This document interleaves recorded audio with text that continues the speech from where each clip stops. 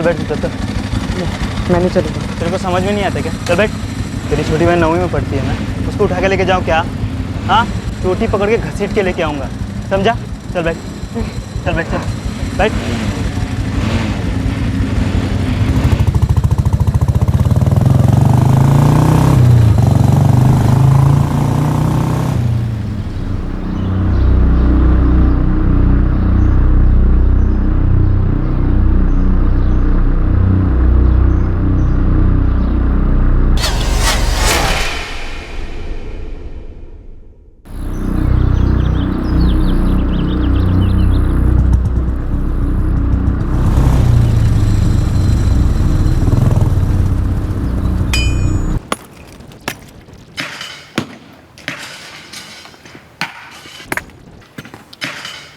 अरे दिलीप, तेरा लड़का कहाँ है रे? और कहाँ होगा? स्कूल में है। लेकिन मैंने तो अभी उसको फटफटी पे देखा कुछ लोगों के साथ। अरे किसी और को देखा होगा। तेरा ही लड़का था गौरव, स्कूल के कपड़े पहने था, बड़े लोगों के साथ था। 2 फटफटी थी, एक पे 2 लोगों के बीच में गौरव बैठा था और दूसरी पे 2 लोग थे। ऐसा लग रहा था ऐसे उसे कहीं लेकर जा रहे हैं।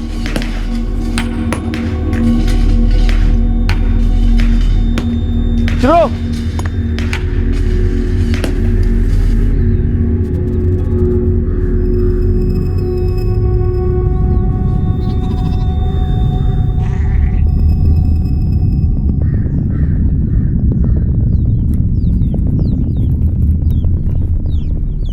पहले हाथ मुंह धो के भाकरी तो खा ले। दादा को आने दो, उसके साथ ही खाऊंगी।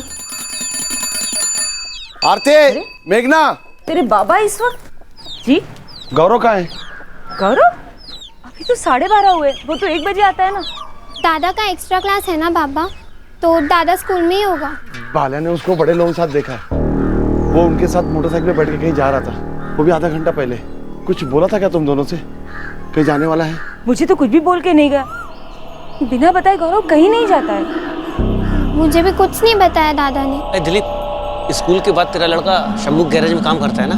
हाँ चल, उसको पूछते पहले।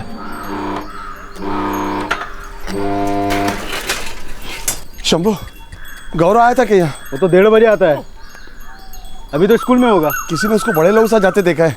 उसको जबरदस्ती किधर लेके गए? तूने देखा क्या गौरव को? नहीं, मैंने तो नहीं देखा। स्कूल जाके देखो।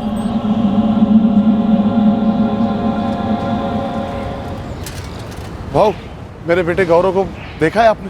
वो गया है यहाँ से। इधर 300-400 बच्चे पढ़ते हैं भाऊ, मैं सबको नाम से नहीं पहचानता। जरा आप पता करके बताओ ना।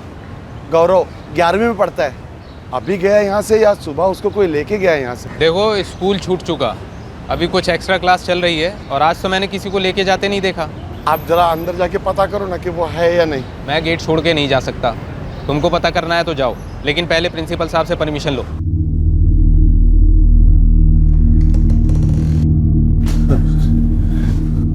कौन हो तुम लोग? मेरा लड़का गौरव यहाँ पढ़ता है। गौरव कितवीं में? साहब 11वीं में।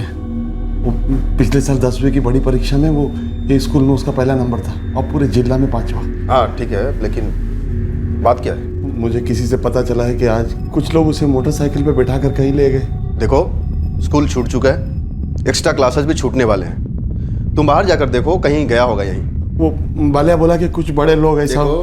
स्कूल टाइमिंग में और स्कूल कंपाउंड के अंदर कुछ भी होता है तो हम जिम्मेदारी ले सकते हैं, लेकिन स्कूल के बाहर कुछ भी होता है तो हमारी जिम्मेदारी नहीं बनती है। और कुछ?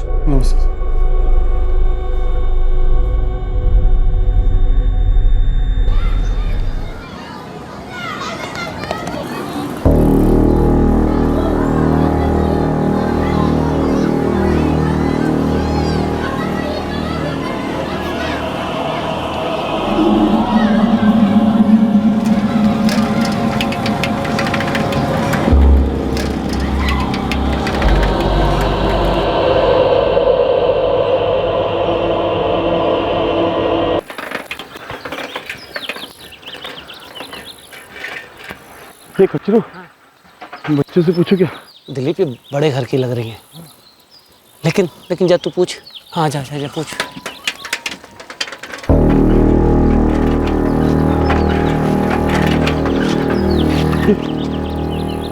मैं गौरव का बाप। आप लोग उसको पहचानते क्या? हाँ काका, क्या चाहिए आपको? गौरव आज स्कूल छोड़ के किसी के साथ मोटरसाइकिल पे गया था क्या? वो आप गौरव से पूछिए ना, हमें कैसे पता? एक तो हम 10वीं की स्टूडेंट्स हैं और वो 11वीं का, और दूसरी बात हम अपने बराबरी वालों से ही दोस्ती करते हैं। चल प्राची।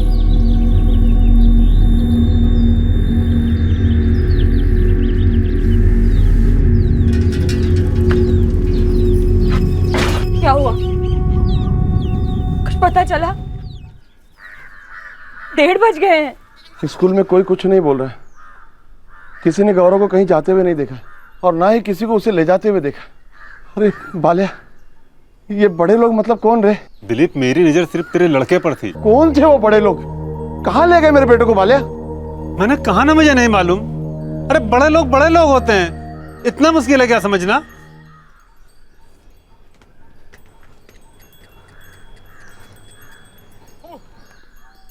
128, 129, 130, 131,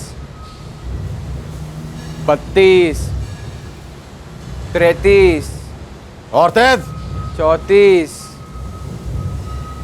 35,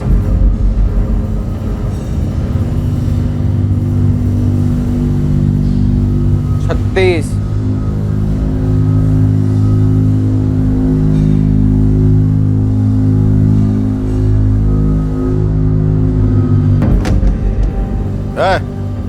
'दरअसल 17 वर्षीय गौरव ने काफी कुछ सही किया था। उसने अपने गरीब और अनपढ़ माँ बाप की मेहनत को 4 चांद लगाए थे, उनकी उम्मीदों को पंख दिए थे। लेकिन क्या गांव का बाहुबली रंगनाथ सिर्फ गौरव की इस तरक्की से जल गया था जो उसके पारंपरिक अहंकार को ललकार रही थी, या कोई और कांटा था जो रंगनाथ की आंखों में चुभ रहा था? पूरे के पूरे गांव को सांप सूंघ गया जैसे। एक आदमी मुंह खोलने को तैयार नहीं। उस सांप का नाम है रंगनाथ। क्या? हाँ, मेरी बहन माया की बेटी सेवंती 8वीं क्लास में पढ़ती है। बता रही थी तेरा बेटा गौरव और रंगनाथ की बेटी वर्ल्ड फेमस हो गए पूरे स्कूल में। क्या रे मेघना, क्या बोल रहा है ये? मुझे कुछ नहीं पता बाबा, लोग तो कुछ भी फालतू बोलते हैं। आई तो बता ना बाबा को। अरे कोई मुझे कुछ बताएगा?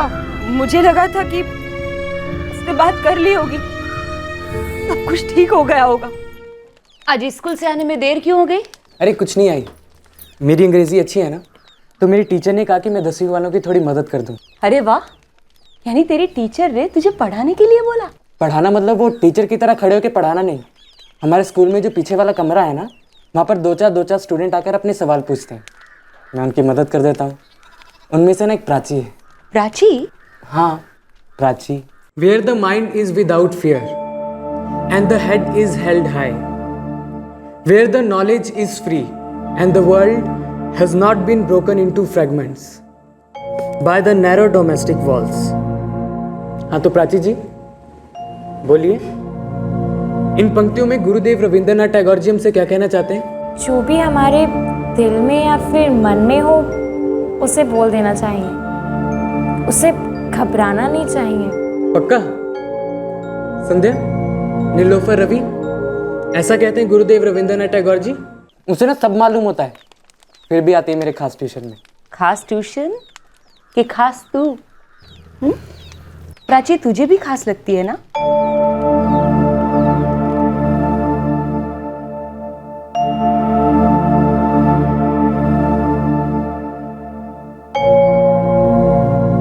आई 3 महीने से हमारी दोस्ती ना बहुत फास्ट जा रही है। डरती नहीं है वो किसी से, बिंदास है।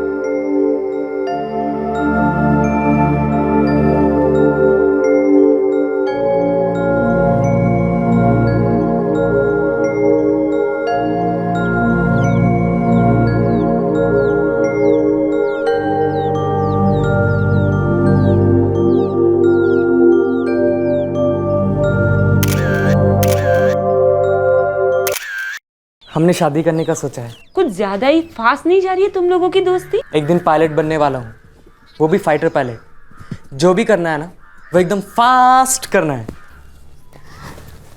आई, तुम्हें ना प्राची बहुत पसंद आएगी, बाबा को भी। उसका बाबा कहाँ मजदूरी करता है? अरे आई, उसके बाबा ना मजदूर नहीं है, उसके बाबा रंगनाथ है। पागल तो नहीं हो गया ना? चलो अब आप ना शुरू हो जाओ कि वो बड़े लोग हैं, बड़ी जात के हैं, हम छोटे हैं, गरीब हैं, उनकी बराबरी नहीं कर सकते। कोई जानबूझ के आग में कूदता है क्या? ये ना 2014 है, बड़े छोटे का फर्क ना अब खत्म हो। अरे आरती, तूने मुझे पहले क्यों नहीं बताया? जरूरत पड़ती तो मैं 2 थप्पड़ मार के समझाता उसको। मैंने समझाया था उसे, कसम खा के कह रही हूँ, मैंने समझाया था उसे। देख गौरव, वो लोग ना अपनी बिरादरी में भी खास हैसियत वालों को ही बेटी देते हैं। हम लोगों को तो वो इंसान भी नहीं समझते। नहीं चाहिए उनकी समझ, और हम ना किसी से कम नहीं हैं। और आई, मेरे अंदर की काबिलियत कहती है कि ना मैं किसी से कम नहीं हूँ। और तू मुझे प्राची से अलग होने के लिए बोले मत, ये कभी नहीं होगा। एक बात याद रख, तू ना बड़े होने के सपने देख रहा है, हमने भी देखे, और वो सपने जरूर सच होंगे, पर अभी वो सपने पूरे नहीं हुए हैं। तू बोलना क्या चाहती है? यही कि बेटा देख, तू प्राची को पसंद करता है, प्राची भी तुझे पसंद करती है। तुम्हारी ये जो पसंद है ना, अभी किसी को मत बताना, जब तक तू हवा में उड़ने ना लगे, बड़ा ना बन जाए। देख, मैं अलग होने को नहीं बोल रही हूँ मैं अलग होने को, बस कुछ साल तक दूर रह। यानी डर के मिले, छुप छुप के, चोरों की तरह? मिलना ही नहीं है, बस इंतजार करना है सही वक्त के आने का, और कुछ बन के दिखाने का। उस दिन तो उसने कोई जवाब नहीं दिया, फिर कुछ दिनों बाद आया और उसने खुद ही मुझे बताया। ये ले बेटा। भाई बैठना। कितना थक जाता होगा ना तू, सुबह स्कूल, फिर शंभू भाई की दुकान पे काम करने जाना, और फिर देर रात तक पढ़ाई। बाबा और आपका बेटा, मेहनत ना मेरी खून में है। अरे हाँ, ये ना शंभू काका ने दी, मेरी पहली तनख्वाह। पर इसे ना मैं अभी खर्च नहीं करूंगी, तेरी शादी होगी ना तब तेरी बहू के हाथ में रखूंगी। वो होगी 15 अगस्त 2020 में, आज़ादी के दिन भी तय कर लिया? अभी 2014 में मैं 11वीं में हूँ, फिर 2015 में 12वीं में, फिर 3 साल एनडीए में ट्रेनिंग, यानी 16, 17, 18, फिर 2 साल एयरफोर्स एकेडमी में ट्रेनिंग, फिर कमीशन, और फिर 2020 में ना शादी। तेरी सारी इच्छाएं पूरी होंगी, जरूर होंगी। मैंने ना आज प्राची से बात की थी, तेरी वाली बात। मैं जात पात नहीं मानती। मैं भी नहीं मानता प्राची, लेकिन मेरे ना मानने से तुम्हारे घर वाले हमारी जोड़ी को तो नहीं मानेंगे ना? ना माने तो ना माने, और देखना एक ना एक दिन मान ही जाएंगे। लेकिन प्राची, हमारी स्टोरी के बारे में तुम्हारे घर वालों को पता चला ना, तो मेरी दोनों टांगे काट देंगे वो लोग। मुझे तो ना उड़ना है हवा में। गौरव, तुम कहना क्या चाहते हो? खुल के कहो। तुम्हें मेरे लिए इंतजार करने की हिम्मत है? हाँ है। हाँ तो फिर मेरे एयरफोर्स पायलट बनने तक ना हम अपना प्यार अपने अंदर ही रखें। सिर्फ ना इस गुड फ्रेंड से मिलेंगे हम, और किसी को ना शक करने का मौका ही नहीं देंगे, और छुप के तो ना कभी भी नहीं मिलेंगे। ठीक है? मंजूर है। 6 साल क्या है, कुछ भी तो नहीं है। कर पाओगे तुम दोनों? करना ही पड़ेगा ही। और वैसे तूने बचपन से हमेशा सिखाया है ना कि सब्र का फल हमेशा मीठा होता है। मेरे बेटे ने वादा नहीं तोड़ा होगा, शायद वो लड़की ही कमजोर पड़ गई होगी, पता नहीं क्या हुआ होगा। चल वापस चलते हैं, शंभू के पास चलते हैं, शंभू रंगनाथ के साले को जानता है। आई, क्या करेंगे वो दादा को? पता नहीं। तो 6 साल बाद तो फौजी अफसर बनकर हमारे घर पर आके हमारी बिटिया का हाथ मांगने वाला था। लगा था मेरे को, लगा था उसका किसी लड़की के साथ में चक्कर है।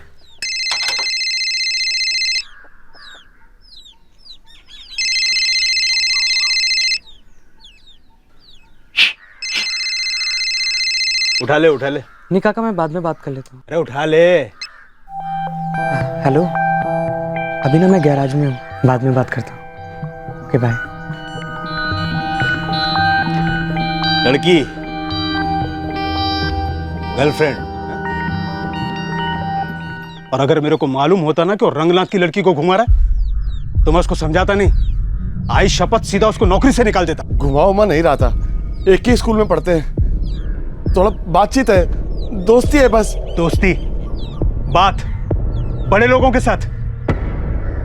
अरे हमारे बाप की पीढ़ी तक अगर हमारा साया भी उनके पास से गुजरता था तो लोग नहा लेते थे। अभी बच्चे लोग की पीढ़ी को कौन समझाएगा? ये शंभू, वो रंगनाथ का साला दिनकर, इसको जानता है ना तू? नहीं नहीं नहीं नहीं, देख मेरे को ये सब पछड़े में नहीं पड़ने का है। अरे रंगनाथ से पंगा लिया तो इस गांव में ही नहीं दुनिया में रहना मुश्किल हो जाएगा। तू फोन लगा ना उसको, मैं बात करता है। वो जो बोलेगा ना मैं करेगा। वो बोलेगा गांव छोड़ के जाओ, मैं गांव छोड़ देगा। मेरे बच्चे को बचा लो, मैं हाथ जोड़ता, फोन लगा ना उसको। क्या रे शंभू? नमस्कार भाऊ। क्या काम है? भाऊ मेरे इधर एक लड़का काम करता है, गौरव। कोई बोला वो आपके पास है। आज बहुत प्यार आ रहा है तेरे को उसके ऊपर? नहीं नहीं नहीं, प्यार व्यार नहीं है। वो क्या है, मेरे इधर काम करता है ना तो टाइम पे आना चाहिए ना रोज। हर दूसरे दिन वो डांडी मारता है, इसलिए सोचा आज उसको एक सबक सिखाई दूं। उसकी जरूरत नहीं पड़ेगी रे। तेरे इस गौरव के बच्चे को ऐसी सबक सिखा दी है या आइंदा इसे कोई सबक की जरूरत ही नहीं होगी, कभी नहीं होगी। वालिया। हाँ साहब। मिलिंद, लाश का हाथ पैर खोल दो, कपड़े पहना इसे और फटाफट गाड़ी निकालो। ये क्या बोला था दिनकर? तूने जो सुना वही मैंने सुना, फिर काय को पूछ रहा है? एक बार और फोन लगा ना उसको। ये बेड़ा साला इसका। अरे तू मेरा जात भाई होगा, गौरव मेरा शागिर्द होगा, सब अपनी जगह पर, और मेरी जान अपनी जगह पर। तेरे को भिड़ने का है ना, रंगनाथ से जाके भिड़, मेरे को छोड़। या फिर इंतजार कर, कबूल कर, पर इतना याद रख, गौरव के साथ जो भी होगा ना, इससे किसी का कोई लेना देना नहीं है।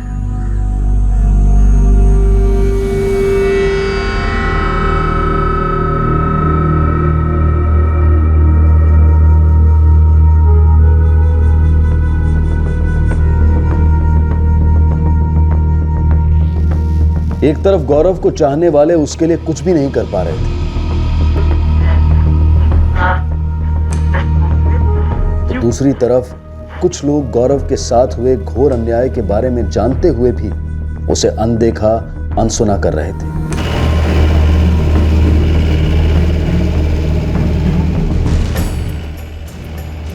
और तीसरी तरफ गौरव के हत्यारे अपनी क्रूरता की नई मिसाल बनाने जा रहे थे।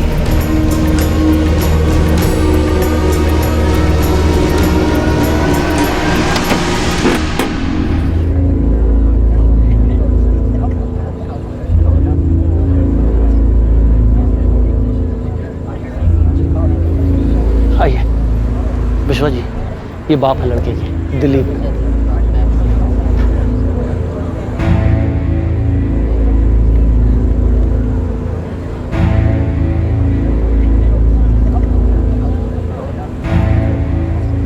क्या कहा इंस्पेक्टर ने? कहते हैं आत्महत्या की है मेरे गौरव ने। प्राइमा फेसिया तो सुसाइड ही लग रहा है। किस बेसिस पर?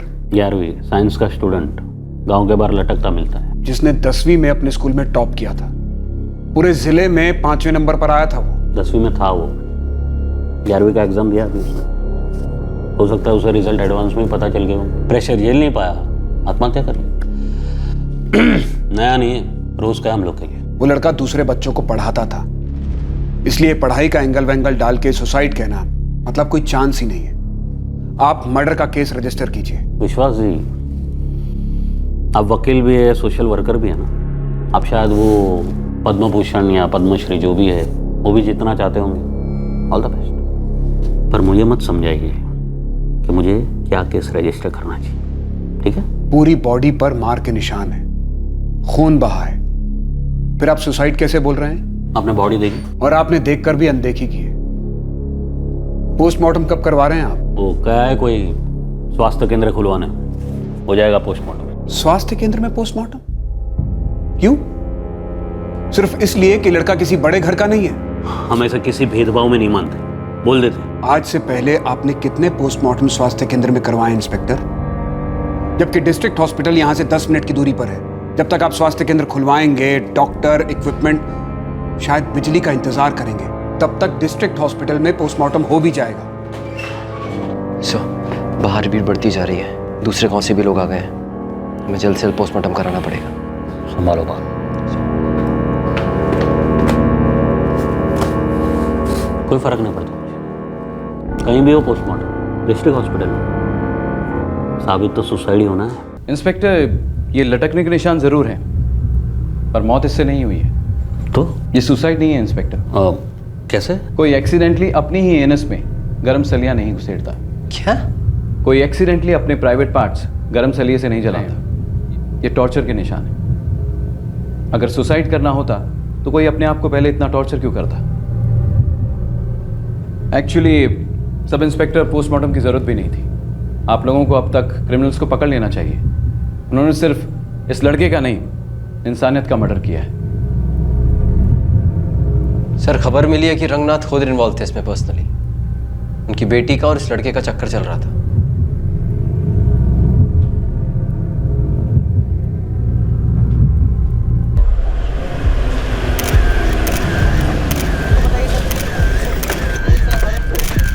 Excuse me.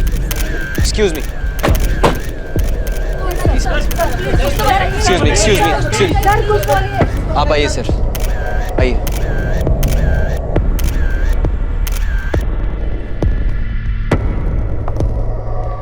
अब भी आप कहेंगे कि सुसाइड है? ठीक है, सुसाइड नहीं है। हम एक्सीडेंटल केस रजिस्टर करते हैं ना। खुश? खुश? एक बच्चे के प्राइवेट पार्ट्स में गरम सलिया डालकर उसका कत्ल किया गया है, और आप खुशी की बात कर रहे हैं। खुशी तो मुझे तब होगी जब आप ऐसा स्ट्रिक्ट एक्शन लें कि आइंदा कोई भी इंसान अपनी जात, अपनी ताकत के बल पर हैवानियत को अपना हक न समझे। देखिए, हम शुरुआत करते हैं एक्सीडेंटल डेथ केस से, फिर अगर मर्डर लगेगा तो मर्डर का केस रजिस्टर करेंगे। ठीक है, हम शुरुआत करते हैं रास्ता रोकने से, फिर पूरा जिला बंद करवाएंगे। देखिए, इतनी ब्लैकमेलिंग ठीक नहीं है। इतनी जी हुजूरी भी ठीक नहीं है इंस्पेक्टर। ठीक है, अब हम शुरुआत करें इन्वेस्टिगेशन की। मर्डर का इन्वेस्टिगेशन? अब प्लीज आप इन लोगों को कहिए घर जाने के लिए, प्लीज। एफआईआर दर्ज करो मर्डर के लिए अज्ञात लोगों के खिलाफ। उन अज्ञात लोगों को हम सभी पहचानते हैं, फिर भी मैं कुछ नहीं कहूंगा। आप अपनी ड्यूटी कीजिए, कातिलों को पकड़िए, फिर हम लाश का क्रियाक्रम करेंगे। ठीक है?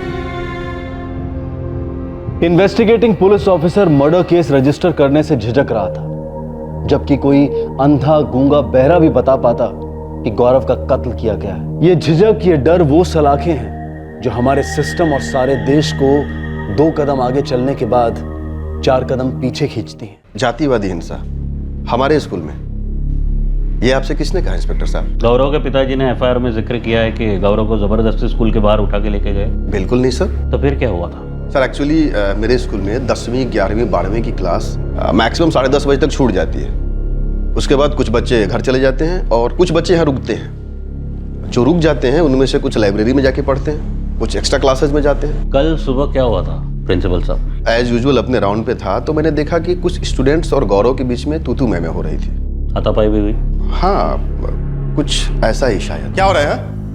देखो, तुम सब ना सीनियर स्टूडेंट हो, ये करना शोभा देता है क्या?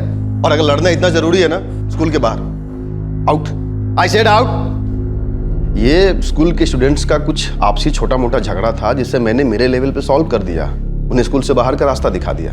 प्रिंसिपल झूठ बोल रहा था, उसे मालूम था कि उस सुबह उनके स्कूल में क्या हुआ था। सुमित प्लीज रुक जाओ, मत मारो। रुकना तो इसे चाहिए था। ये छोटी जाति का लड़का हमारी बराबरी करेगा। हाँ, सबक तो सीखना पड़ेगा इसको। जो सिखाना है सिखाओ, लेकिन यहाँ नहीं, बल्कि इस पूरे इलाके के मालिक हैं। क्या मुझे पता नहीं कौन मालिक है और कौन नहीं? सरकार आती जाती रहेंगी, पर ये जात कभी जाएगी नहीं ना। हम आप सभी लोग तो एक ही जाति के हैं ना, और वो लोग भी। आप माई बाप हैं साहब, अब आपसे क्या छुपा है? मेरे सामने लड़के को घसीट कर ले गए, लेकिन अगर मैंने मुंह खोला तो मेरी नौकरी तो जाएगी, मेरी जान भी जा सकती है। अरे दूध बात है क्या? तुझे चाहेंगे उसे मारेंगे वो लोग। तू घबरा मत, बिंदास बोल, कौन थे वो लोग? आप इस समय मुझे मत घसीटिए, मैं आपके पैर क्या कर रहे हो? पागल है क्या? या अपना ड्यूटी करो, कुछ जरूरत पड़ी तो बुलाएंगे। जाओ चल।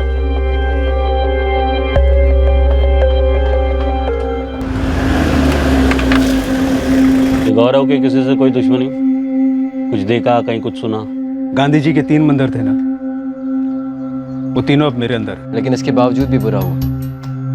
बुरा देखा गया, कहा गया, सुना गया।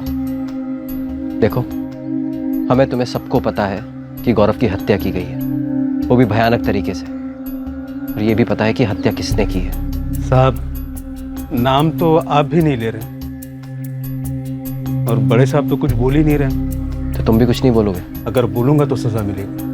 आपकी अदालत में नहीं तो साहब बड़े लोगों की अदालत में। और जिस चीज के करने से सजा मिले उसे तो पाप कहते हैं ना साहब। चले।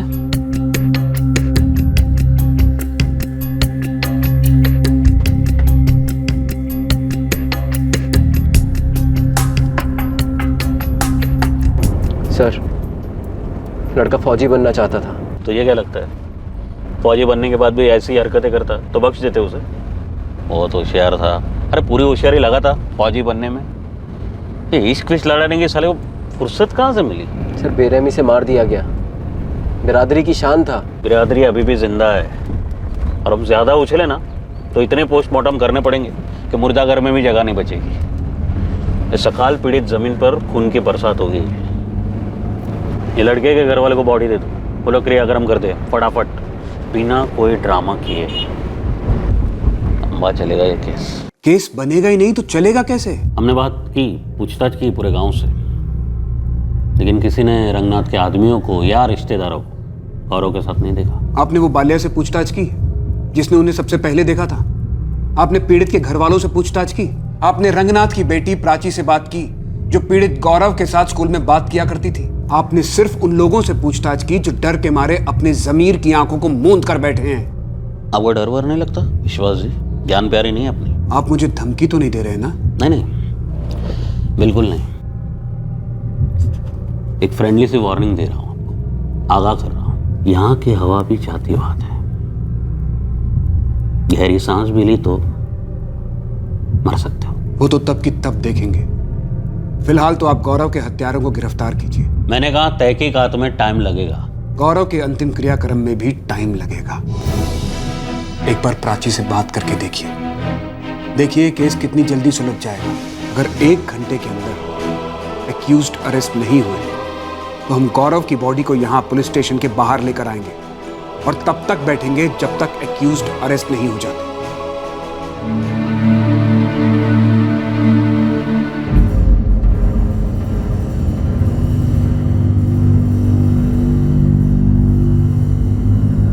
नाराज हो मुझसे? क्यों? मैंने तुम्हें थप्पड़ भी मारा, हाथ पैर तोड़े तुम्हारे। वो लड़का था, गंद था। तुम तो खुद की मर्जी से उतरी थी ना गटर में, लेकिन हमें तो ये बात सारी बिरादरी में फैल गई। लड़की गंदी हो गई। मैं जैसा कहता हूं वैसा करेगी? क्या पापा? पुलिस आएगी तुमसे मिलने, कचहरी में सवाल करेगी, वही सिर्फ वही बोलेगी जो अपना वकील बताएगा। एक शब्द भी इधर नहीं उधर नहीं, वरना उसी पेड़ से तुम्हें लटकाऊंगा। गौरव और प्राची ने अपना अकेले ना मिलने का फैसला बरकरार रखा था।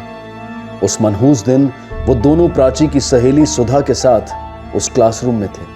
प्राची की सहेली के द्वारा प्राची का ममेरा भाई सुमित गौरव और प्राची के बारे में जान गया था, जिसने प्राची के भाई मिलिंद और पिता रंगनाथ को खबर कर दी थी। ये प्राची, चल जा अपने क्लासरूम में जा, चल।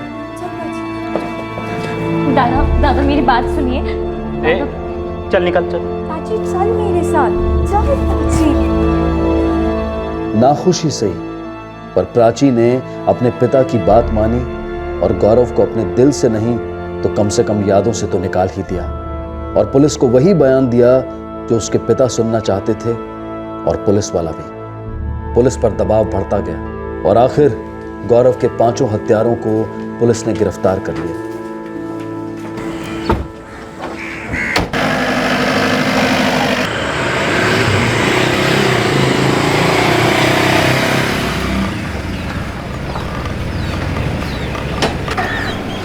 विश्वास जी, 5 को गिरफ्तार कर लिया गया है।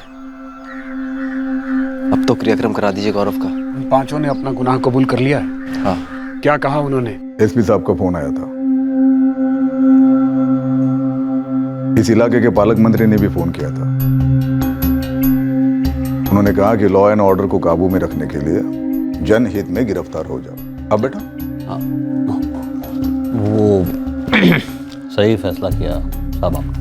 इसमें कोई शक नहीं कि मैंने और मेरे आदमियों ने उस कुत्ते के पिल्ले को खत्म कर दिया। ठीक है? उसने मेरी बेटी के साथ बलात्कार करने की कोशिश की, इसलिए गुस्से में आकर खानदान की इज्जत को बचाने के लिए, बिरादरी की शान के लिए मैंने उसे खत्म कर दिया। प्राची बेबी बयान देगी, करेक्ट बयान देगी। हमारा वकील लिखवा रहा है। हाँ, उसकी सहेलियां भी बयान देगी। सब कुछ सेट है, तो थाने चले। प्रिंसिपल साहब के खिलाफ भी आरोप है कि उन्होंने जो कुछ भी स्कूल में हुआ उन्होंने वो रोका नहीं और उनकी गिरफ्तारी की भी मांग है। उसे इस सब से दूर रखो। जो हुआ सो हुआ। इसमें स्कूल का नाम खराब नहीं होना चाहिए। यह स्कूल हमारी बिरादरी के बच्चों के लिए बनाया गया था। स्कूल में छोटी जाति वालों को एडमिशन क्या दे दिया, सर पर चढ़कर बैठ गए। हमारी औकात क्या हो गए? कौन सहेगा? प्रिंसिपल की गिरफ्तारी की जिद छोड़िए और जितनी जल्दी हो सके बॉडी को शमशान घाट ले चलिए। सड़न शुरू हो गई है। कब खत्म होगी ये सड़न साहब? हाँ, कब? मेरे बेटे ने मुझसे वादा किया था, जब तक वो फौज में अफसर नहीं बन जाता, जहाज नहीं चला लेता, तब तक वो उस लड़की से अकेले नहीं मिले। और मेरा बेटा कभी वादा नहीं तोड़ता। मेरा बेटा उस लड़की से बात करता था तो उसको जान से मारती, तो उस लड़की को क्यों नहीं मारा उन लोगों ने? आपके सवालों का जवाब नहीं है मेरे पास। मैं कानून का एक रखवाला हूँ, कानून बनाता नहीं हूँ। जहाँ सच में ये सब भेदभाव खत्म हो सके, ये जो आपका कानून है ना, ये बस हम पर पैदाइशी छोटे और कुचले होने का ठप्पा लगा देता है। फिर जिंदगी भर हमारी एक ही पहचान रहती, आरक्षण वाले लोग, निकम्मे, नाकाबिल। आप ही बताइए, इस बात का क्या मतलब है कि एक ओर तो हमारी रक्षा के लिए कानून बनाया जाता है और दूसरी ओर खुली छूट दी जाती है हमें कुचलने की। वो दिन कब आएगा साहब, जब किसी को लिखना ना पड़े कि वो किस जात का, किसी को डरना ना पड़े, किसी को पिटना ना पड़े और किसी को ऐसे मरना ना पड़े। कब हमें पैदाइशी छोटा नहीं माना जाएगा, कब हमें इंसान माना जाएगा, कब हमें इंसान माना जाएगा।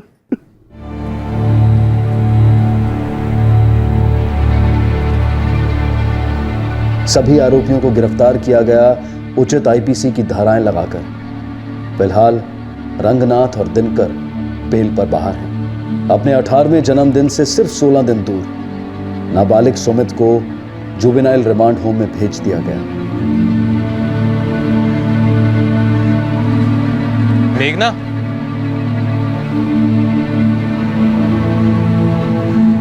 गौरव की हत्या ने उसके माता पिता और उसकी बहन के अरमानों के पंख काट दिए हैं। आरोपी गिरफ्तार तो हुए हैं, लेकिन उन्हें कड़ी से कड़ी सजा मिलने की संभावना काफी कम नजर आती है।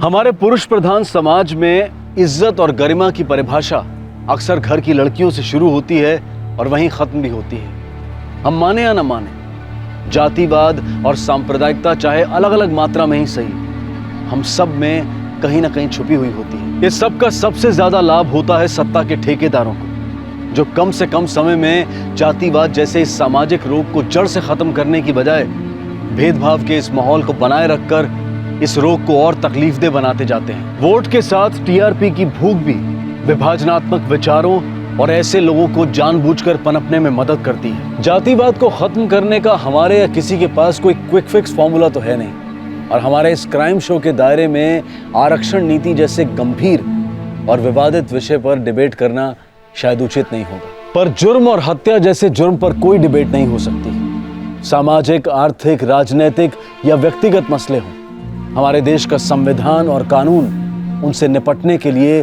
पूरी तरह सक्षम है। अगर हर कोई इस तरह कानून को अपने हाथ में लेकर अपनी विचारधारा सामने रखेगा तो एक दिन किसी भी विचार को धारा बनाने के लिए शायद इंसान ही नहीं बचे होंगे। महात्मा गांधी के शब्दों में an eye for an eye will make the world blind।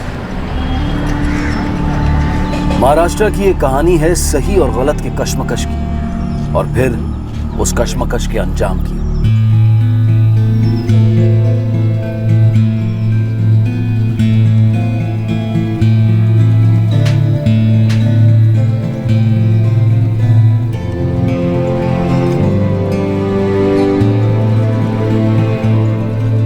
ओए, कहाँ जा रहे हो तुम लोग?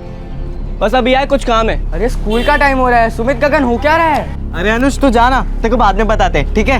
आते, चल।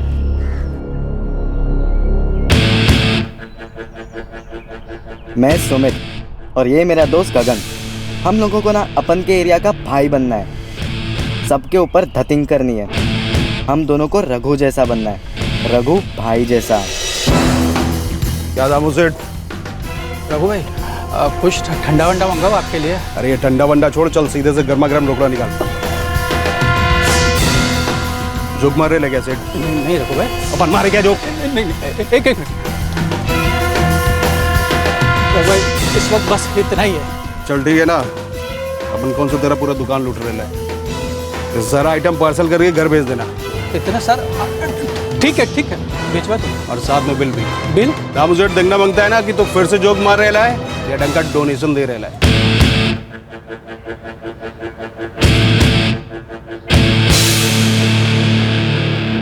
सुमित एकदम बराबर बोला। अपना हीरो है रघु भाई, वो होती है लाइफ, और हम लोग घर से स्टार्ट हो गए। अजी सुनिए, चाय खत्म कीजिए और नहा लीजिए जल्दी से, नाश्ता बन गया आपका। अरे भाई रोज रोज की चाय है, नाश्ता है, नहाना है, फिर किस लिए रोज रोज का चिल्लाना है?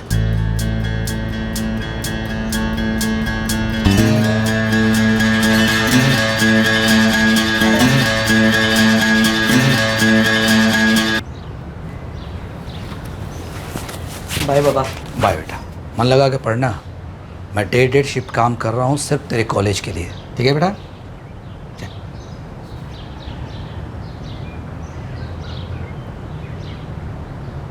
सुमित ने 250 मारा तो मैं पीछे कैसे रहता? ताजे ताजे फल ले लो, सेब ले लो, केला ले लो, पपीता ले लो, तरबूज ले लो। बाबा की ये लारी अपने लिए लॉटरी है। कर पाएगा ना ढंग से? ओ अंकल, ओ आंटी, ओ भाभी, ओ भैया आ जाओ, फल ले लो, ताजा फल ले लो, केले लो, पपीते लो, आ जाओ। अच्छा है, बाजार जा रहा हूँ, आधे घंटे में लौटता हूँ। जी बाबा। अब बाबा कहाँ केले पपीते गिनते बैठेंगे। मैंने बिक्री की 400 की और दिखाए 200। बहुत अच्छे बेटा, लेकिन तू जिंदगी में लारी नहीं चलाएगा, पढ़े लिखेगा और अफसर बनेगा। एक कहावत है कि एक सड़ा हुआ सेब पूरी टोकरी को सड़ा देता है। मतलब सड़ा सेब सबसे ताकतवर हुआ ना, अपने को वही सड़ा सेब बनने का है। क्यों ना पूरी ताकत वही सड़ा सेब बनने में लगा दे। ये रहा अच्छा सेब, हमारा अनुज, सीधा साधा पढ़ाकू। बुद्धू सही में मानता है कि मेहनत का फल मीठा मिलेगा, सेब की पूरी टोकरी खरीदेगा, जबकि औकात पाव किलो सेब की भी नहीं है। बेटा मेरे सेठ के अलावा भी लोग मुझे फर्नीचर बनाने का ऑर्डर दे रहे हैं। तू पैसों की चिंता बिल्कुल मत कर, बस जान लगा दे पढ़ाई में। बाबा मुझे भी काम सिखाओ, मैं काम के साथ साथ पढ़ूंगा। ना, तू आरी को छुएगा भी नहीं, सिर्फ पढ़ाई करेगा और कुछ नहीं।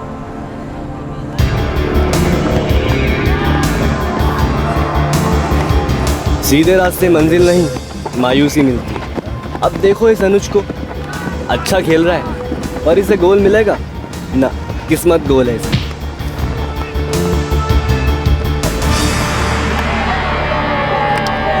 तेरा। यार सुमित, ये तो फाउल था, साफ साफ धक्का दिया तूने। अरे किधर रे, सिर्फ बॉल ही तो लिया मैंने। धक्का देकर बॉल छीना, समझा? ए अनुज, गोल तो हो गया ना, अब क्यों बॉल की खाल निकाल रहा है बे?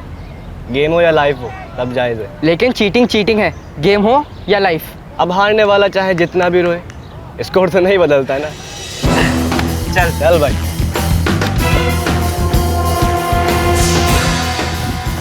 जब दुनिया ही गोल है तो सीधा चलने का क्या मतलब? गारंटी है गिरने की। यार गगन, ये इधर उधर हाथ बहुत मार लिया, अब कोई बड़ा निशाना बनाते हैं। निशाना बनाने के लिए चिड़िया का है।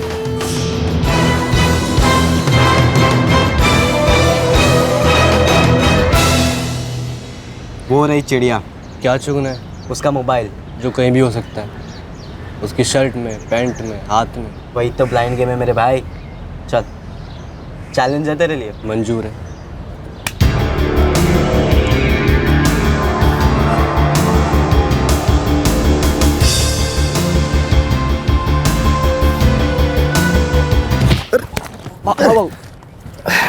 अरे काय करतोयस?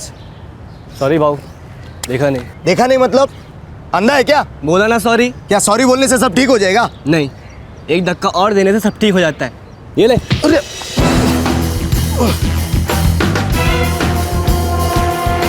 साला नालायक कुठला।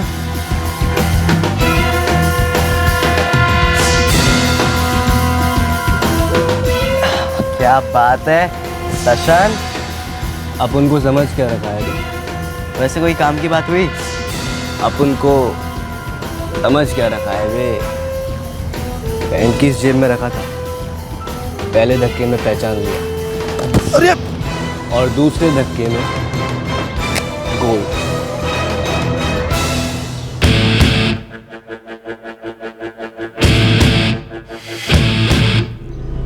एक हफ्ते से रोज सुबह रास्ते से गोल हो जाते हो, फिर दिन भर स्कूल नहीं आते। वो क्या रहा है बे? हम लोग काम कर रहे हैं, काम। कैसा काम? कैसा ऐसा वैसा कुछ नहीं होता, काम काम होता है जो पैसा देता है। और आज तेरी पार्टी है। पार्टी? किस खुशी में? क्योंकि आज अपन लोगों का बहुत बड़ा काम हो रहा है। चाइनीज तो बनता है ना भाई।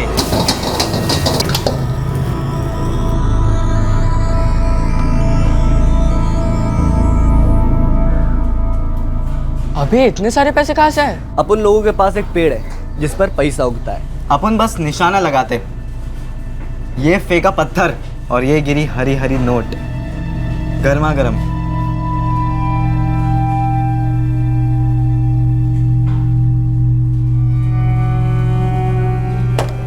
ये ले, बाकी का रख ले, ऐश कर। बिल 520 का, 80 का टिप, कितना पड़ा? अनुज मेरे भाई, दिल जितना बड़ा उतनी बड़ी टिप। सुनो, बहुत हो गया दिल विल की बड़ी बातें, सीधे से बताओ काम क्या करते हो तुम दोनों? अबे वो तो हम तेरे को तब बताएंगे जब तू हमारा काम ज्वाइन करेगा। काम? कैसा काम? लोगों का वजन घटाने का काम। सीधे से बोलना गगन। देख अनुज, यार इस दुनिया में ऐसे कितने लोग हैं जो अपने जेब में भर भर कर माल लेकर घूम रहे, और हम दोनों तो मिलकर बस उनका बोझ हल्का कर रहे हैं। साथ आएगा हमारे? अगर तू साथ आएगा तो एक गैंग बनेगी, टीम बनेगी, बहुत पैसा कमाएंगे बेड़ू। तुम दोनों पॉकेट मार बन गए हो?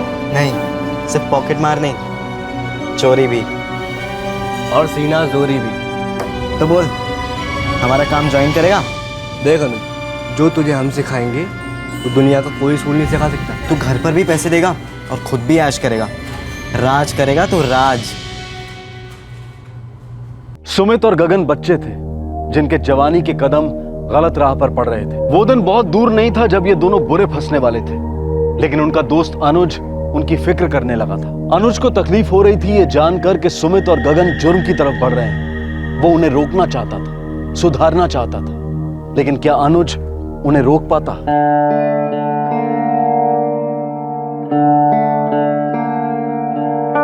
अनुज, क्या हो रहा है खिड़की के बाहर? कब से देखे जा रहा है? सब ठीक है ना अनुज?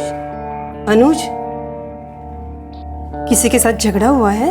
माँ, अगर कोई आपको आके कहे कि मैं स्कूल नहीं जाता, बाहर आवारागर्दी करता हूँ, चोरी करता हूँ, आपसे और पापा से झूठ बोलता हूँ, तो आप क्या करोगी? क्या बेहुदा बातें कर रहा है अनुज? बेटा, मुझे तुझ पर पूरा भरोसा है। तो ऐसा कभी कुछ कर ही नहीं सकता। क्यों भरोसा है? माँ हूं मैं तेरी, जानती हूं मैं तुझे। और अगर मैं आपसे झूठ बोलता आया हूं तो? कैसी वाहियात बातें कर रहा है? क्या हुआ है तुझे आज? कुछ नहीं माँ, बस कुछ सवाल उठ रहे थे मन में, इसीलिए पूछा।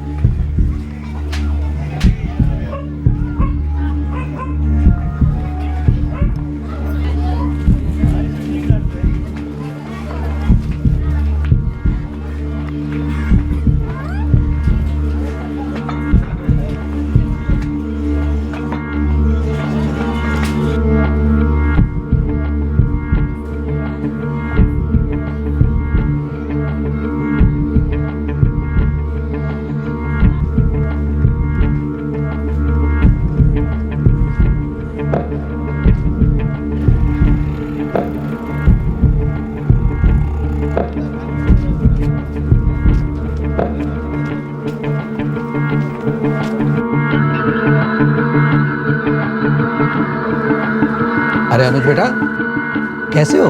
आज सुमित तो घर पे मिलेगा ना बेटा? राम काका, मैं यहाँ आपसे ही मिलने आया था। हाँ बोलो बेटा।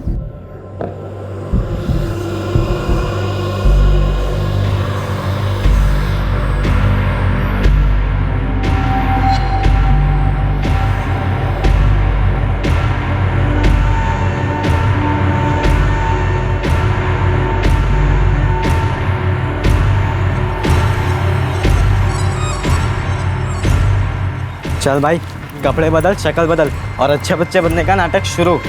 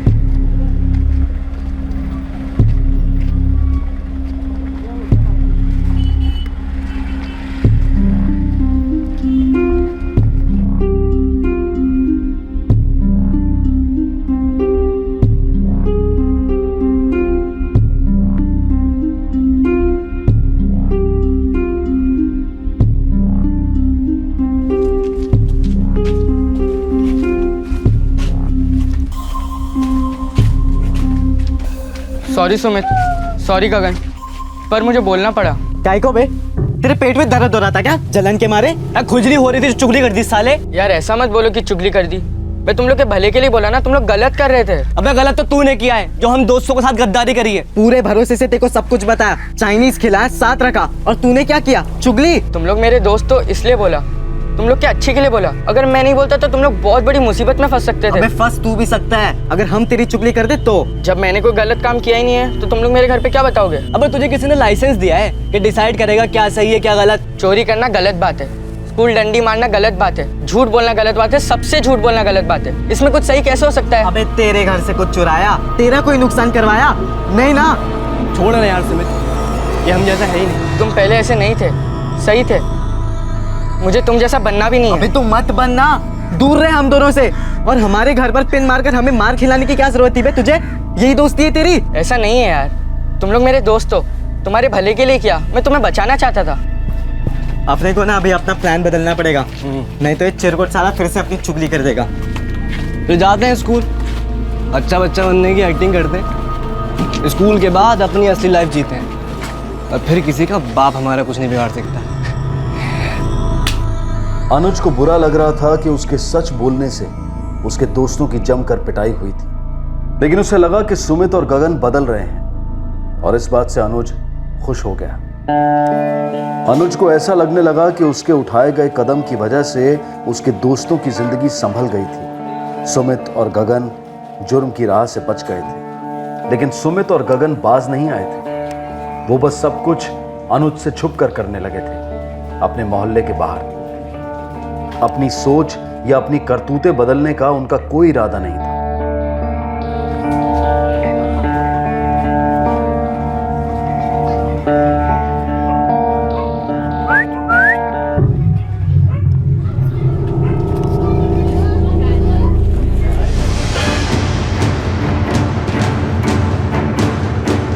अपने दोस्तों को सही राह पर लाने के लिए कोई किस हद तक जाए, कब कोशिश करना छोड़ दे और इस बात का यकीन करे कि अब वो दोस्त कभी नहीं बदल सकते। क्या उन दोस्तों के घर वालों को आगाह करना, इत्तला करना, दोस्तों की पीठ में छुरा भोंकना होगा?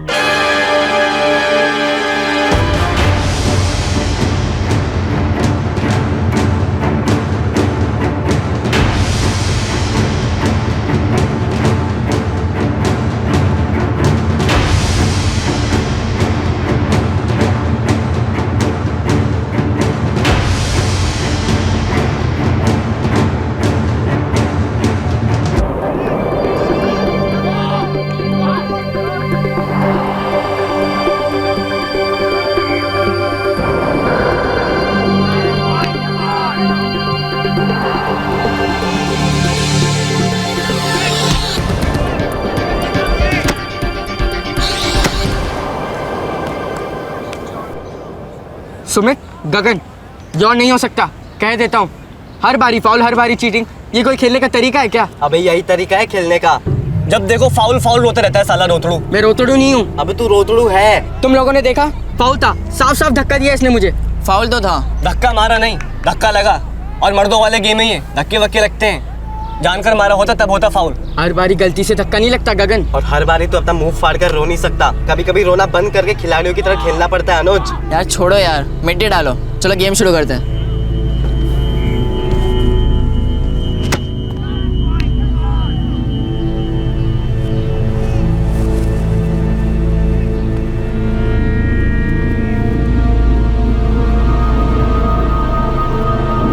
अनुज, घर नहीं चलेगा? नहीं यार, तुम लोग जाओ, मेरा इंटर स्कूल का मैच है ना, तो थोड़ी प्रैक्टिस करते हैं। ठीक है।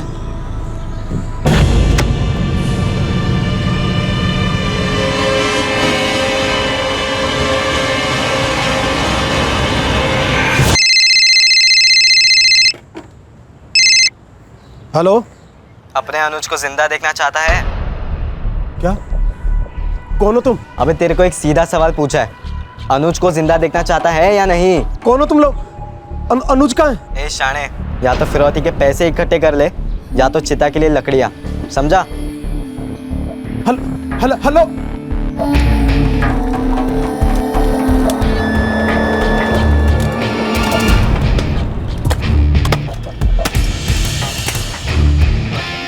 साला अपन को सुधारने चला था, अब दिखाएंगे ईंट का जवाब पत्थर।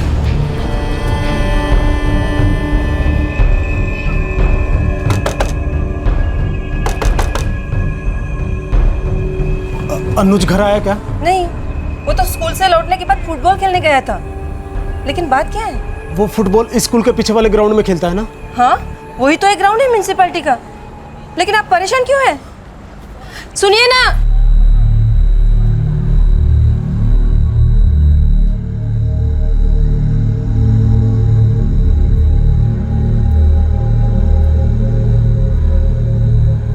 तुम्हें डायल केलेला नंबर बंद आहे। नहीं अंकल, हमें नहीं पता वो कहाँ पर है। हम जब घर के लिए निकल रहे थे तो वो प्रैक्टिस कर रहा था वहीं पर। उसने कुछ कहा था? वो कहीं जाने वाला था? नहीं अंकल। बेटा, अनुज के अलावा वहाँ और कौन कौन था? हम सब थे अंकल, मैं, विकास, मुश्ताक, चंदेर, सुमित, गगन, हम सब थे अंकल। कुछ बात है क्या अंकल? कुछ हुआ है?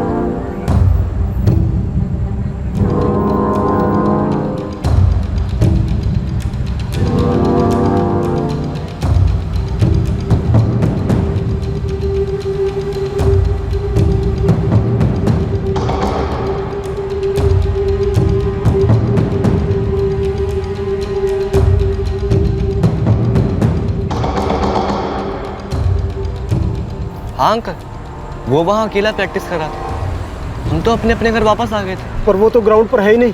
क्यों बौखलाए हुए हो सुनील भाई? अरे गया होगा कहीं घूमता हुआ, लौट आएगा। जवान लड़का है, इतना परेशान होने की क्या बात है? जगदीश भाई, मुझे एक फोन आया था, बड़ा ही अजीब सा। आप कुछ बताएंगे भी? किसे फोन लगा रहे हैं आप? और अनुज कहाँ है? मुझे नहीं पता नीता, अनुज का है। किसी ने मुझे फोन करके बोला कि अपने बेटे को जिंदा देखना चाहते हो तो पैसे तैयार रखो। कौन है वो लोग? और अनुज उनके पास है? बोलो ना अनुज कहाँ है? शाम ढल गई, रात निकल गई, पर अनुज घर नहीं आया। बस दो लड़के जानते थे कि अनुज कहाँ है, लेकिन उनकी जुबान पर तो ताला लगा हुआ था। मेरे पास भी आया था, मैंने भी मस्ती एड़ा बन के पेड़ा खाया। देखते अब कैसे ढूंढते अपने बेटे को। मोबाइल स्विच ऑफ है सर। फिरौती की रकम कितनी मांगी? रकम तो नहीं मांगी साहब, बस इतना बोला कि या तो पैसे इकट्ठे करो या फिर चिता की लकड़ियां। आपके बेटे अनुज के पास फोन है? नहीं साहब। आपकी किसी से कोई दुश्मनी? परिवार में, काम की जगह पर, गांव में या मोहल्ले में? छोटा सा मिस्त्री हूँ साहब, बड़ी मुश्किल से अपना घर चला पाता हूँ। कोई पैसों के लिए भला मेरे बच्चे को क्यों उठवाए? इसे क्या मिलेगा? देखिए सुनील जी, अगर कोई पैसे मांगता है तो इसका मतलब ये नहीं कि पैसे के लिए उठवाया गया। मेरी किसी के साथ कोई दुश्मनी नहीं है साहब। आप अपने बेटे की एक फोटो दे दो, हम तुरंत उसे ढूंढना शुरू करते हैं। और कल ही हम उन सब बच्चों से बात करेंगे जिनके साथ वो फुटबॉल खेल रहा था। देखिए, संभालिए अपने आप को, हौसला रखिए। हम आपके बेटे को सही सलामत वापस लेके आएंगे।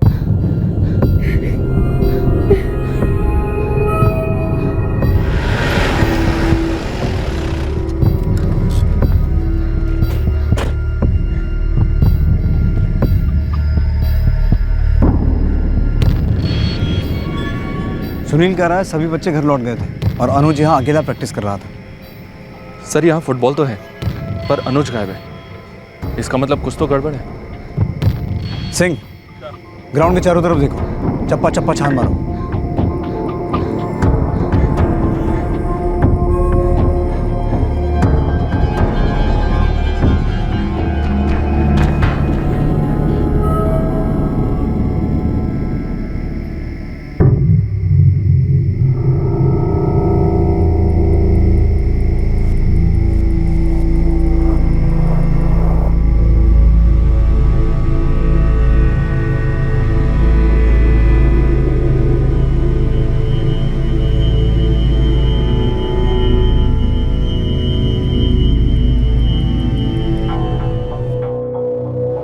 सर 3 से 5 हम लोग खेले, फिर हम लोग घर जा रहे थे तो मैंने अनुज से पूछा कि चल रहा है क्या। अनुज, घर नहीं चलेगा? नहीं यार, तुम लोग जाओ, मेरा इंटर स्कूल का मैच है ना, तो थोड़ी प्रैक्टिस करता हूँ। सर वो हमारी स्कूल के फुटबॉल टीम में अच्छा खेलता है सर। बेटा तुम्हारा क्या नाम है? सुमित। और तुम्हारा? गगन। तुम दोनों अनुज की क्लास में हो? स्कूल में कुछ हुआ था? कोई लड़ाई, कोई झगड़ा? अनुज त्रिपाठी बहुत अच्छा स्टूडेंट है सर, पढ़ाई में भी, स्पोर्ट्स में भी, और बहुत ही शरीफ लड़का है। अब अनुज त्रिपाठी गायब कैसे हो गया, ये समझ में नहीं आ रहा है। सर हम तीनों स्कूल साथ में आते जाते। जी सर, लोअर केजी से एक साथ पढ़े हम लोग। मतलब जिगरी दोस्त हो कह सकते हैं? जी। अच्छा, तुम लोगों का आपस में कोई झगड़ा हुआ था? सर फुटबॉल मैच खेलते वक्त फॉल और चीटिंग को लेकर छोटे मोटे झगड़े होते रहते हैं। हाँ सर, कल भी तो हुआ था। थोड़ी देर तो मैं हुई, उसके बाद हम घर चले गए और वो वहाँ पर प्रैक्टिस करता रहा। तो जब तुम लोग घर लौट रहे थे उस वक्त अनुज ग्राउंड पर अकेला प्रैक्टिस कर रहा था? जी सर। हाँ सर। उस वक्त तुमने किसी को ग्राउंड की तरफ जाते हुए देखा?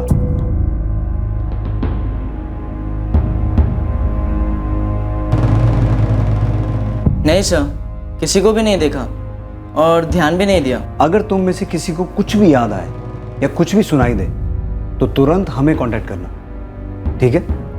जी सर।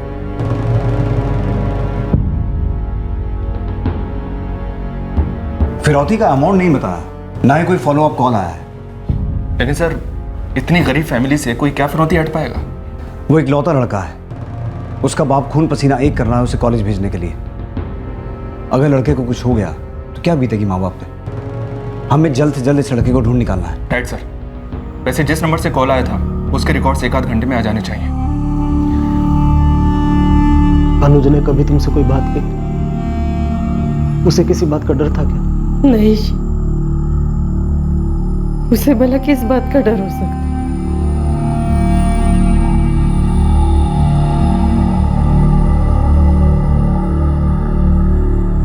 याद आया, 10-1 दिन पहले वो बैकी से बातें कर रहा था, अजीब से सवाल पूछ रहा था। अजीब से सवाल मतलब? ऐसा लग रहा था कि वो हमारा बेटा है ही नहीं।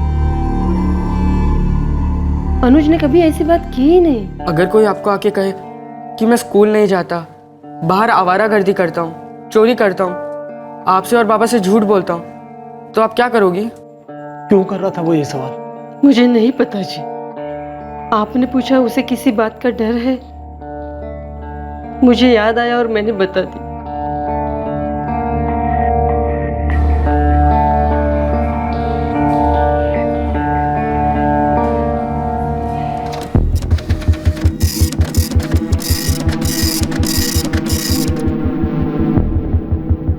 विजय कदम नाम है? जी हाँ सर, नंबर विजय कदम के नाम पर है, एड्रेस भी उसी का है। लेकिन एक अजीब बात है सर। क्या? पिछले 3 हफ्तों में इस नंबर से ये एक ही कॉल हुआ है। अगर फर्जी आइडेंटिटी नहीं है और विजय कदम वाकई में एग्जिस्ट करता है तो इसे हाजिर करो। अरे साहब, मुझे यहाँ क्यों लेके आए हो? मैं बता चुका हूँ, मुझे कुछ नहीं पता। फिरौती के कॉल वाले नंबर की तलाश पुलिस को उस शख्स तक ले गई जिसका फोन अनुज के दोस्त सुमित और गगन ने चुराया था। उसी फोन से इन दोनों ने अनुज के पिता को फोन कर फिरौती की मांग की थी और अब एक पूरी तरह से मासूम इंसान को पुलिस की कड़ी पूछताछ का सामना करना पड़ रहा था। लेकिन सबसे बड़ा सवाल यह था कि आखिर अनुज कहाँ है? साहब, 3 हफ्ते पहले मेरा फोन गुम हो गया था। कैसे? मालूम नहीं साहब, शायद कहीं गिर गया होगा या मैंने कहीं छोड़ दिया होगा, मुझे याद नहीं आ रहा सर, पर गुम हो गया था। फोन चोरी हो गया, गिर गया या तूने कहीं छोड़ दिया तो किसी पुलिस स्टेशन में कंप्लेंट तो लिखवाया होगा? नहीं साहब, एक तो काम में इतना लगा हुआ था, दूसरा मुझे पता ही नहीं कि ऐसे कोई कंप्लेंट लिखी जा सकती है। 3 हफ्ते से तेरे पास फोन नहीं है और तुझे कोई फर्क नहीं पड़ा? साहब, अभी नया लेने ही वाला था। विजय कदम, जब तेरे जैसे बेवकूफ हमसे चालाकी करते हैं तो वो सबसे ज्यादा पिटते हैं। नहीं साहब, मैंने कुछ नहीं किया। आप जिस बच्चे की बात कर रहे हैं, मैंने कभी उसका नाम तक नहीं सुना। हमारे पास कंप्लेंट लिखा गया है, एक बच्चा अगवा हुआ है और फिरौती की कॉल तेरे फोन से की गई है। साहब, मैंने किसी बच्चे को अगवा नहीं किया है। गलत बच्चे को अगवा किया है तूने। एक गरीब के बच्चे को अगवा करके तुझे कोई फिरौती नहीं मिलने वाली। मैं भी एक गरीब आदमी हूँ साहब, पर आज तक कभी एक पैसा इधर का उधर नहीं किया। आप गलत आदमी को उठा लाए साहब, मैं सच कह रहा हूँ। क्या कहा पुलिस ने? उन्होंने कहा जिस आदमी ने फिरौती के लिए फोन किया था उन्होंने उसे धर लिया, हमें तुरंत बुलवाया। और अपना अनुज, वो कहाँ है? मैं किसी अनुज को नहीं जानता साहब, मैं सच कह रहा हूँ।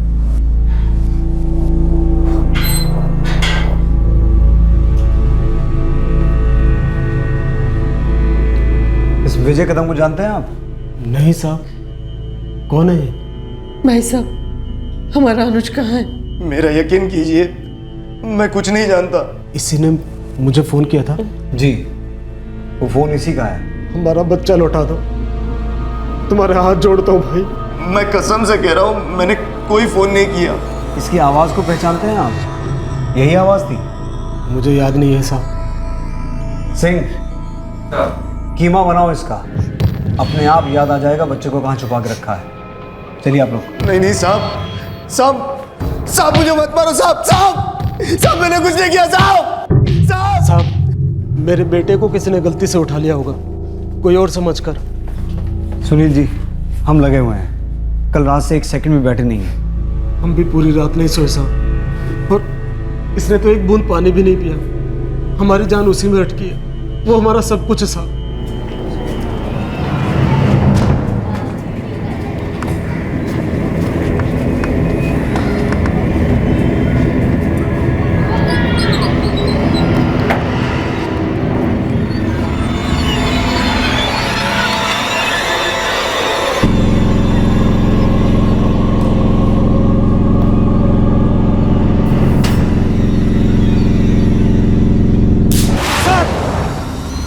सर,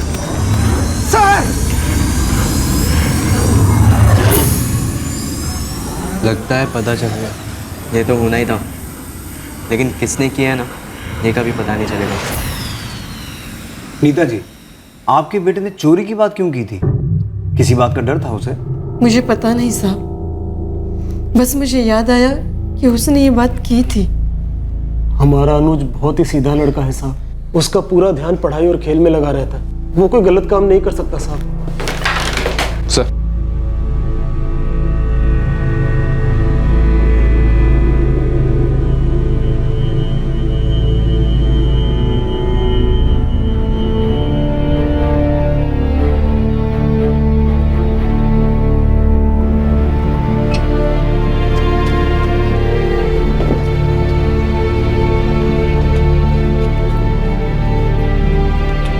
सर सबसे पहले बॉडी हमारे प्यून विश्वास ने देखी है। तुम यहाँ हर रोज आते हो? फिक्स टाइम होता है साहब मेरा मोटर चालू करने। एक ही बार आते हो दिन में? दिन में 3 बार आता है, ये पहली दफा।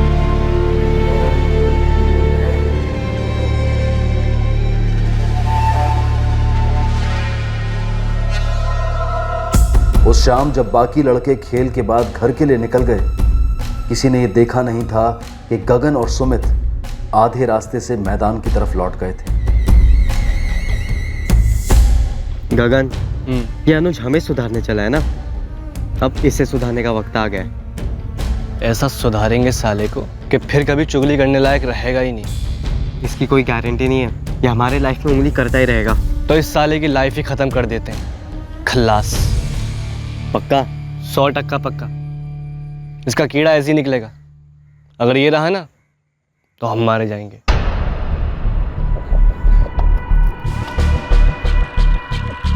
लौट आए तुम लोग? हाँ। खेलना है? हाँ, लेकिन फुटबॉल नहीं। क्या मतलब? देखो अनुज, तेरी लाइफ तेरी है और हमारी लाइफ हमारी। लेकिन ये बात तेरे को समझ में नहीं आ रही है ना, इसलिए अपन लोग तेरे को समझाने के लिए आए। समझा? तुम्हें लगता है जो मैंने तुम्हारे मम्मी पापा को कहा वो गलत है ना? मार पड़ी है हमें घर पे, तो लाइफ तो सही रास्ते पे जा रही है ना।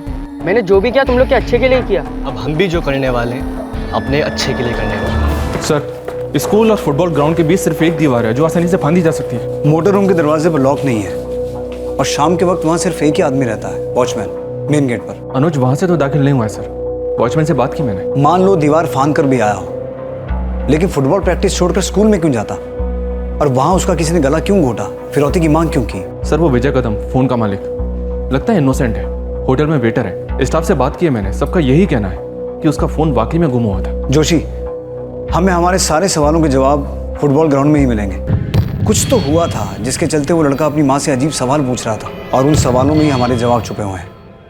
वो लड़का अपनी माँ से ये पूछ रहा था कि क्या वो यकीन करेगी अगर कोई आके उससे ये कहे कि उसका बेटा चोर है, जबकि असलियत में वो लड़का बिल्कुल उल्टा था, सीधा पढ़ने लिखने वाला। तो फिर ऐसा सवाल क्यों सर?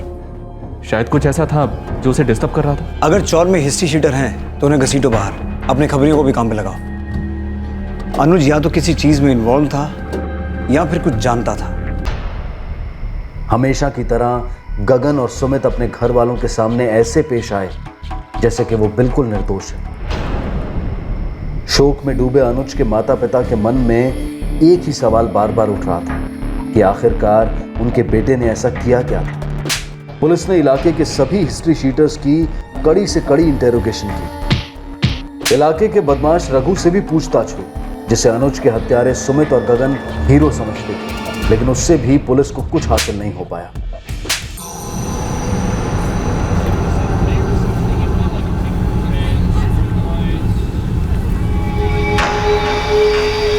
खबरियों का नेटवर्क भी कुछ ठोस सुराग सामने लाने में नाकाम रहा।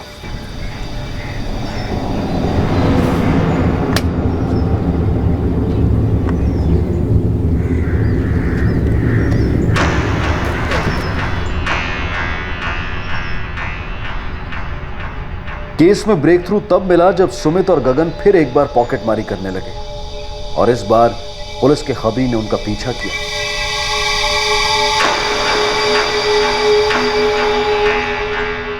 साहब, एक सुमित गुप्ता है, एक गगन प्रसाद, ये दोनों ही अनुज त्रिपाठी की क्लास में पढ़ते हैं। इन दोनों से तो हमने बात की है। साहब, दोनों गोंडकेस बच्चे हैं, घर से निकलते हैं स्कूल जाने के लिए, रास्ते में पतली गली पकड़ लेते हैं, फिर सारा दिन लुक्का गिरी। क्या करते हैं दोनों? एक तो ये फूकना, फिर चोरी, कभी बटुआ, कभी मोबाइल, यही सब करते हैं साहब। और शायद ये बात अनुज को पता चल गई होगी, तुम दोनों पॉकेट मार बन गए हो? नहीं, सिर्फ पॉकेट मार नहीं, चोरी भी। गगन और सुमित दोनों के माँ बाप को लेके आओ, लेकिन इन दोनों लड़कों को भनक नहीं होनी चाहिए। Right sir.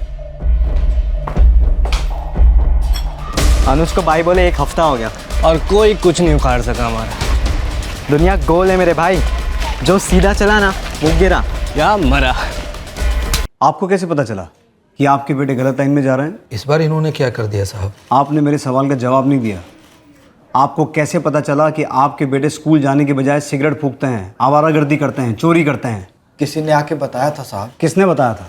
उस लड़के ने साहब। किस लड़के ने? वही त्रिपाठी का लड़का अनुज सर जो मारा गया। क्या किया है हमारे बच्चे ने साहब? अब ये तो वही बताएंगे कि उन्होंने क्या किया, कैसे किया और क्यों किया। अबे तूने कभी अपना मुंह तो नहीं खोला था ना? नहीं यार, कभी नहीं। तो तुम यहाँ पर कैसे आए?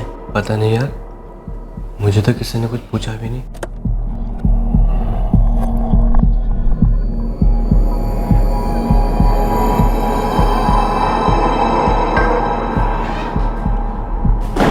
अबे तो वही है जिसका हमने मोबाइल मारा था। इसी के मोबाइल से तो अनुज के बाप को कॉल मारे थे। उसका मतलब इस साल ने हमारी चुगली कर दी।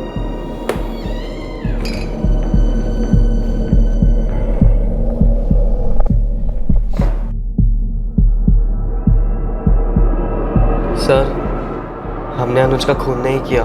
खून? हमने कब कहा कि तुम लोगों ने खून किया है? गगन और सुमित ने अपने दोस्त अनुज की निर्दयता से हत्या की थी, लेकिन वो दोनों नाबालिग थे। पुलिस ने बड़े आराम से बातें करते करते दोनों से सच उगलवाया। देखो, मैं भी तुम्हारी उम्र का रहा हूँ। मैं उस गुस्से को समझ सकता हूँ जब आप कुछ कर रहे हो, मज़े मार रहे हो, लेकिन आपका कोई दोस्त आपके माँ बाप से चुगली कर देता है। वो जो आदमी था ना, विजय कदम, जिसका फ़ोन तुमने इस्तेमाल किया था अनुज के फादर को फ़ोन करने के लिए, उसने तुम दोनों को पहचान लिया है। देखो, मैं भी तुम्हारी उम्र का रहा हूँ। मैं उस गुस्से को समझ सकता हूँ जब आप कुछ कर रहे हो, मज़े मार रहे हो, लेकिन आपका कोई दोस्त आपके माँ बाप से चुगली कर देता है। वो जो आदमी था ना, विजय कदम, जिसका फ़ोन तुमने इस्तेमाल किया था अनुज के फादर को फ़ोन करने के लिए, उसने तुम दोनों को पहचान लिया है। देखो, तुम छोटे हो, मैं तुम्हारी फीलिंग्स को समझता हूँ। अब बस तुम सिर्फ ये बताओ कि क्या हुआ था, कैसे हुआ था, क्यों हुआ था? सर, हम दोनों को अनुज पर बहुत गुस्सा आ रहा था। बोलते जाओ। पुलिस ने सुमित और गगन का विश्वास जीत लिया और इस तरह सुमित ने सब कुछ बता दिया। गगन, सुमित, बेटा, एक खराब सेब पूरी सेब की टोकरी को खराब कर देता है। ये जो कहावत है ना, बिल्कुल झूठी है, बहुत बड़ी गलतफहमी है। असल में होता क्या है पता है? अगर खराब सेब को सही वक्त पर सुधारा जाए तो उसकी भी जिंदगी सही हो सकती है, जैसे तुम्हारी भी हो सकती थी। जब अनुज ने तुम्हें समझाया, तुम नहीं माने तो उसने तुम्हारे माँ बाप को बताने का साहस भी किया, लेकिन तुमने उसकी नसीहत को चुगली समझा और खराब होते चले गए, सड़ गए और ऐसी हरकत कर दी जिसकी वजह से खराब सेब को टोकरी से उठा के बाहर फेंक दिया जाता है और वो पिचक कर खत्म हो जाता है। एक खराब सेब भले ही कुछ अच्छे सेबों को बर्बाद करता है, पर वो खुद भी कभी आबाद नहीं हो पाता। अब तो बस यही उम्मीद की जा सकती है कि अनुज के माँ बाप को इंसाफ मिले और तुम लोगों की आंखों में और दिलों में पछतावा हो, जो अभी तो बिल्कुल दिखाई नहीं दे रहा। पहले से शोक में डूबे नीता और सुनील को अब ये शौक मिला कि उनके बेटे का कत्ल किसने किया था और क्यों। गगन और सुमित के घर वाले समझ ही नहीं पा रहे हैं कि इस हादसे की कैसी प्रतिक्रिया दें। वो मान ही नहीं पा रहे थे कि उनके बच्चे क्रिमिनल्स बनने के सपने देख रहे थे और उन्होंने अपने जिगरी दोस्त को सिर्फ इसलिए मार डाला क्योंकि वो उन्हें भटके रास्ते से नेकी की राह पर लाने की कोशिश कर रहा था।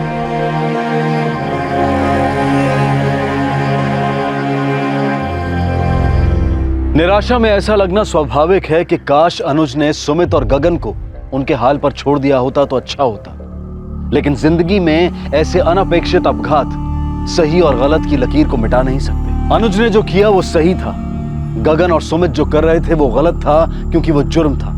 अब देश का कानून तय करेगा कि वो शिक्षा और न्याय कैसे प्रदान करेगा। अगर पीछे मुड़कर देखा जाए तो ऐसा लगता है कि शायद सुमित और गगन के माता पिता को और सतर्क हो जाना चाहिए था जब उन्हें अनुज द्वारा पता चला कि उनके लड़के बुरी आदतें और गलत रास्ते अपना रहे हैं। उन्हें सिर्फ दंड देने की बजाय जुर्म की तरफ उनके आकर्षण को समझना जरूरी था, उसे जड़ से खत्म करना जरूरी था। दुनिया के कोई भी माता पिता ये नहीं चाहते कि उनका बच्चा गलत रास्ते पर जाए। हर माँ बाप अपने बच्चे के लिए मेहनत करते हैं, उनका भला चाहते हैं, लेकिन अगर बच्चा भटक जाए तो अक्सर उनके पास उम्मीद और इंतजार के अलावा और कुछ नहीं होता। वो तड़पते रहते हैं सालों तक कि कभी न कभी उनका बच्चा संभल जाएगा, सुधर जाएगा। गगन और सुमित पर आईपीसी की धारा 302 के तहत हत्या के लिए, धारा 363 के तहत अपहरण के लिए, धारा 364 के तहत हत्या के उद्देश्य से अपहरण के लिए और धारा 34 के तहत कॉमन इंटेंशन के चार्जेस लगाए गए हैं। दोनों को जुवेनाइल होम भेजा गया था, लेकिन इस वक्त दोनों बाहर हैं। कल रात आपसे फिर मुलाकात होगी एक और चौंका देने वाले केस के साथ। लेकिन याद रखिएगा, कल और परसों का क्राइम पेट्रोल सतर्क का एपिसोड सीआईडी के बाद टेलीकास्ट होगा। अब मैं अनूप सोनी आपसे विदा लेता हूं। तब तक सतर्क रहें, सुरक्षित रहें और देखते रहें क्राइम पेट्रोल सतर्क। सबक एक को सीख हम सबको। जय हिंद। इस तरह के और भी एपिसोड देखने के लिए हमारे चैनल को सब्सक्राइब करें और बेल आइकन दबाना ना भूलें।